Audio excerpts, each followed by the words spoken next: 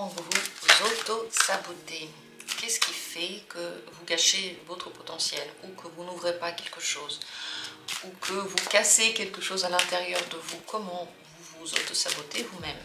Regardons ça avec le tarot Manara.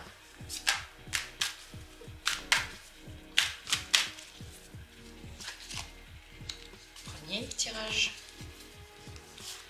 deuxième tirage, troisième tirage, quatrième tirage,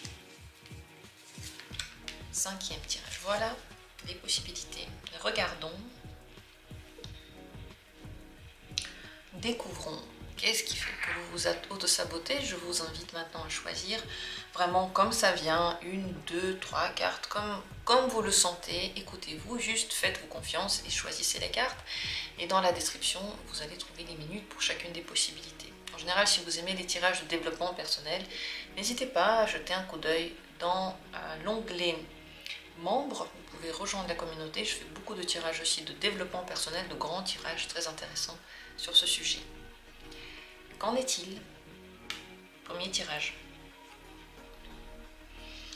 Oh, vous vous torturez, mes chers amis. Vous vous torturez. Quand on voit ça, on a envie de vous faire un câlin et de vous dire tout ira bien. Vous vous donnez beaucoup trop de travail. Vous vous mettez dans des conditions pour faire quelque chose qui sont pas confortables, qui sont difficiles, que vous n'aimez pas, qui ne correspondent pas à votre corps. C'est ici Saturne qui gouverne toute cette énergie et au lieu de faire les choses comme vous en auriez envie, au lieu de vous écouter, je sais pas, écouter votre sensibilité, votre corps, vos besoins, votre caractère unique, et ben vous dites juste il faut, paf, il faut et tu fais maintenant.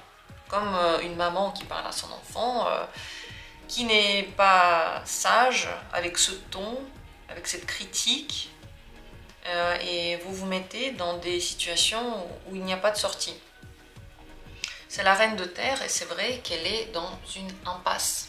Elle est en train de souffrir dans une impasse. Autour d'elle, de la pierre, du froid, elle est seule, elle a peur, elle ne peut plus en sortir. Voilà comment vous vous auto-sabotez. Ça veut dire que les situations, comment vous les créez pour vous, les endroits où vous vous mettez ne sont pas pour vous optimaux. En fait, ils sont peut-être bien pour quelqu'un d'autre. Quelqu'un a dit c'est comme ça que c'est bien de travailler, c'est comme ça que c'est bien de faire, c'est comme ça que c'est bien de vivre les relations. Et puis vous le faites alors que vous savez très bien que ça vous fait mal. Et c'est comme ça que vous n'ouvrez pas votre potentiel. C'est vrai que à force de ne pas s'écouter, vous perdez de plus en plus d'énergie, de ressources, d'envie de faire quoi que ce soit. On dirait que vous décidez d'agir ou de changer de situation lorsque la douleur devient insupportable. Mais tant qu'elle est supportable, et bah vous restez dedans. Et c'est pas une bonne idée parce que même quand la douleur devient insupportable et que vous changez quelque chose, vous ne le changez pas pour quelque chose qui est vraiment idéal pour vous, mais pour quelque chose qui vous fait peut-être juste un petit peu moins mal ou qui vous fait mal différemment. Donc il y a tellement l'habitude en fait de vivre selon les règles des parents, je vais dire simplement, tellement cette habitude que rien ne s'ouvre. Et bien sûr que les règles des parents sont mauvaises pour vous, ne valent pas pour vous, sont fausses, archi fausses pour vous, du début à la fin. Voilà comment vous vous auto-sabotez. Est-ce que vous voyez ça? Est-ce que vous vous retrouvez? Je pense qu'il faut absolument commencer à s'écouter, à commencer à se dire que les règles des parents c'était faux, commencer à briser ça, créer autour de vous du confort, vous faire du bien, faire les choses quand vous en avez envie, bref, tout ce truc qui est en lien avec l'amour de soi et peut-être qui est moins en lien avec le travail, mais plus en lien avec autre chose dans la vie. Parce que dans la vie, il n'y a pas que le travail, il y a quand même 8 domaines très importants. Les relations, l'amour, la famille, le repos, la vie spirituelle, les loisirs, le travail. Et il me manque encore un domaine, je ne sais plus lequel, mais tout ça c'est des domaines de la vie. Et s'il y en a qu'un qui est très important et vous mettez toute votre énergie, vous vous cassez dedans, bien sûr que c'est de l'auto-sabotage. Voilà ce que je vois dans cette carte. Et vous, Est-ce que ça vous parle ou pas? Ou qu'est-ce que vous voyez comme autosabotage? Si vous voyez de l'autosabotage, pour l'amour de Dieu, arrêtez de le faire. Si vous savez déjà, si vous vous en êtes rendu compte, faites tout pour ne plus le faire. Je sais que les habitudes ont la peau dure, mais on les change petit à petit, jour après jour, heure après heure.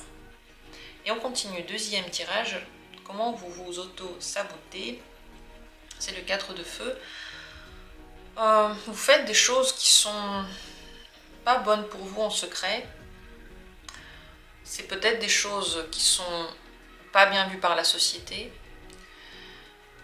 Mais en plus de ça, vous vous trahissez dedans en les faisant. Vous n'avez pas très envie de le faire, vous l'assumez pas très bien. Vous assumez pas, mais vous le faites quand même. Ça peut être en lien avec les adultères. Ça peut être en lien avec des dépendances.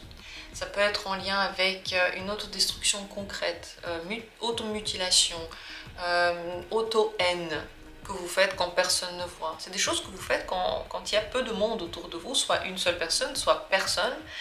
Vous savez que c'est faux, vous savez que c'est pas bien, et vous continuez à le faire. Peut-être que le fait que ce soit interdit vous excite, vous plaît, le fait que personne ne le sache et que ce soit noir, on dirait que ça vous attire. Et pourtant, l'autre côté de vous, parce qu'il y a un côté ombre, mais il y a aussi le côté lumière, lui, il souffre, et lui, il n'est pas du tout heureux. Donc vous allez dans des extrêmes, dans certains points, que vous savez pas bien. Et vous allez dans les extrêmes peut-être parce qu'il y a un manque d'amour de soi. Il y a un manque de respect de soi. Et si vous sentez tout ça, vous ne savez pas comment le dépasser tout seul, un travail avec un psychologue pourrait vous aider, pourrait vous guider vers plus de respect de vous-même, plus d'amour de vous-même. Voilà ce que j'ai à dire ici. C'est vrai qu'il peut y avoir une excitation particulière liée à ça, et pourtant après vous vous sentez pas bien. Et pourtant après vous savez que ça vous apporte absolument rien dans votre vie. Donc je pense que pour sortir de ça, il faut une certaine discipline et un travail sur l'amour de soi et le respect de soi. On continue avec la troisième possibilité. Comment vous vous auto-sabotez? C'est le 2 de feu. Vous vous montrez pas toujours sous votre meilleur angle, vous dites des choses avant qu'elles soient faites, donc vous cassez votre énergie avec ça. C'est bien, si vous avez vraiment envie de raconter quelque chose sur vous, c'est bien de le faire une fois que quelque chose est achevé. Mais comme vous le faites avant, l'énergie que vous auriez mis dans cette chose, vous la jetez comme ça, et vous n'avez plus d'énergie pour le faire, vous ne le faites plus après. Donc c'est en lien avec la discussion, avec la manière dont, avec le fait de partager ça avec les autres. C'est pas une bonne idée. Et peut-être aussi que vous vous moquez de vous devant les autres. Est-ce que vous faites ça? Est-ce que vous dénigrez devant les autres du genre c'est rigolo? Mauvaise idée, il ne faut pas le faire si vous le faites. Ça fait très mal à votre corps, c'est une grosse erreur. Et les gens, la plupart du temps, les gens qui sont sains ne savent pas du tout comment réagir à ça. Quand il y a quelqu'un qui... ils ne savent pas comment réagir parce qu'ils savent très bien que c'est une manière de manipuler. Quand on commence à se critiquer devant les autres, ce qu'on veut, c'est que les gens disent non, mais non, t'es pas comme ça. Et en fait, on veut au fond qu'on nous rassure. Et les gens, il y a deux types de personnes. Il y a des gens qui ne se posent pas de questions et qui commencent tout de suite à rassurer. Mais non, blablabla. Et puis il y a d'autres gens qui sentent qu'il y a derrière ça une manipulation, qui sentent que c'est faux de dire ça, que c'est étrange de dire ça, qui sentent que vous ne vous aimez pas et ils sentent que c'est faux, en fait, c'est pas bien. Et ils savent pas du tout que faire avec vous, ils savent pas comment réagir et il y a des gens qui réagissent pas du tout bien à ça parce que il n'y a pas de bonne réaction à ce genre de phrase. Normalement, vous devez apprendre l'amour de vous, c'est pas quelqu'un qui doit vous rassurer et vous apprendre de vous aimer. Bon, bien sûr, de temps en temps, oui, mais pas souvent. Une fois dans votre vie, ok, mais pas souvent. Si vous faites ça de façon récurrente, les gens peuvent se sentir mal à l'aise. Et vous, ça fait très mal à votre corps tout entier. Parce que se dénigrer comme ça devant les autres est la pire chose que vous puissiez faire pour ne plus avoir confiance en vous. La meilleure chose que vous puissiez faire pour ne plus avoir confiance en vous. Donc il y va de se montrer, de la manière dont vous communiquez les choses. Peut-être que quand vous montrez ce que vous faites, vous ne le mettez pas sur un piédestal joli, peut-être que vous le dénigrez un peu, peut-être que vous le... En général, tout ce que vous faites, en fait, vous vous l'entourez pas par un aura joli. Du coup, les gens qui voient ça, ils savent pas trop non plus. Est-ce que vous aimez vous-même ce que vous faites? Est-ce que vous-même vous trouvez que c'est de la qualité ou est-ce que c'est bien et tout ça? Donc il faut réfléchir à la manière dont vous présentez, comment vous travaillez, comment vous êtes, vos manières de vivre les relations, comment vous présentez tout ce qu'il y a en rapport avec vous-même, voir s'il n'y a pas un auto-sabotage sur ce plan-là, et aussi ne pas parler trop tôt des choses que vous avez l'intention de faire. Voilà pour ce deuxième tirage. Merci d'avoir été là, dites-moi en commentaire ce que vous en pensez. Continuons avec la carte suivante. Vous vous auto-sabotez ici parce que vous réfléchissez à plein de trucs et vous ne mettez pas grand-chose en œuvre. Vos idées restent sur la rivière de l'idée et du rêve. Comme s'il n'y avait rien de tout ce que vous pensez qui pouvait être mis en œuvre. Comme si aucune de vos idées ne pouvait réellement être exécutée. Donc il y a une réflexion, on est là, assis sur notre propre truc du film, là. On y pense, on rêve, et puis pas d'action. Toutes les idées que vous avez, toutes les pensées que vous avez, les envies que vous avez, c'est votre âme qui vous parle. Votre âme est en train de vous donner des signes. Les signes ne viennent pas toujours de l'extérieur. Les signes, c'est aussi nos pensées. Paf, une pensée qui vient, mais elle ne vient pas par hasard. Vous n'avez pas toutes les pensées du monde. Je sais pas, moi, par exemple, je vois mes ongles et je me dis, ah, bah, il faudrait les changer un peu. Il faudrait peut-être aller chez une personne qui fait des manicures. Comme ça, elle aurait pu en prendre soin. Elle pourrait me faire un massage des mains, un bon masque, ça me ferait du bien. Puis une belle couleur, prendre soin de tout ça, ça aurait été bien. Oh mais bon, voilà. Et puis je passe à autre chose. Le fait que j'ai eu cette pensée, c'est pas pour rien. Tout le monde en voyant ses ongles et ses mains ne se dit pas il faut que je fasse un masque. Tout le monde ne le fait pas. Pourquoi c'est venu maintenant dans votre tête? Mais si à chaque fois qu'il y a une pensée comme ça, vous vous dites rien de ce que dit votre âme, vous ne l'écoutez. Et ça, c'est le pire autosabotage parce que vous savez ce que vous avez envie de faire, vous savez ce qui est bon pour vous, vous savez quels sont vos rêves, vous savez quels sont les soucis, mais vous ne faites rien. Et il y a des parcours différents. Il y a des gens chez qui la vie vient s'en mêler tout le temps. Et tout le temps, la vie vient les déranger pour qu'ils fassent quelque chose. Il y a des gens qui voient quelque chose et ils ne peuvent pas l'ignorer. Il y a des gens, c'est des caractères comme ça, je vois mes ongles, j'ai vu un problème, je ne peux pas l'ignorer, je ne peux pas travailler tant que ce n'est pas fait. Pareil pour le travail, pareil pour la relation, si je vois un souci, tant que j'en ai pas parlé, tant que ce n'est pas réglé, je ne peux pas continuer. Et chez ce genre de personnes-là, les choses vont plus vite, parce que dès qu'ils voient quelque chose, ils s'en occupent. Mais il y a des caractères aussi, et des vies aussi, des parcours comme ça, dans lesquels la vie ne vient pas tout le temps vous mettre des coups de pied quand il faut faire quelque chose. C'est des idées comme ça qui viennent, c'est votre ange gardien qui vous chuchote à l'oreille, mais il ne vous oblige à rien. Si vous ne faites rien avec ça, ça reste au stade du rêve. Vous avez beaucoup de rêves, vous pouvez vous plaindre à qui vous voulez, comme quoi vos rêves ne se réalisent pas. Mais la première personne qui aurait pu faire au moins un pas pour réaliser ce rêve, malheureusement, c'est vous, et elle ne fait pas grand-chose, cette personne-là. Voilà ce que je vois dans cette carte. Dites-moi ce que vous en pensez, comment vous voyez les choses.